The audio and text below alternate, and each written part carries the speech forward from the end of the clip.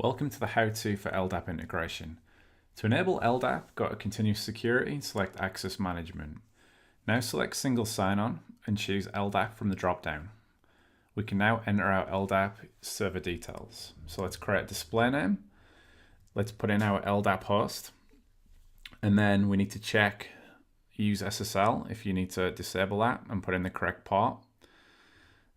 We then put in our bind DN settings, followed by the password. Once we do this, we can then test the connection to the LDAP server to make sure Harness is fully integrated and it's working.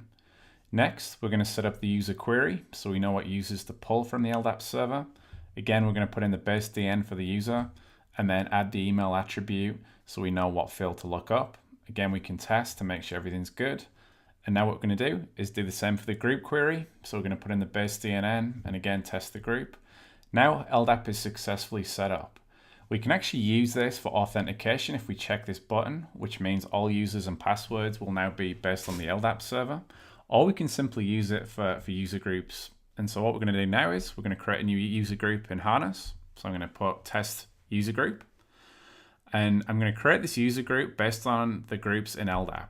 So I'm going to create link to external directory. I'm going to type the group names. We're going to query the LDAP server and pull back all of the groups that I want to link as part of this test group. And that's it. Literally in a few seconds, Harness is fully integrated with groups within LDAP, and we can pull all of the users and use that as for authorization purposes there. That's how simple LDAP integration is with Harness.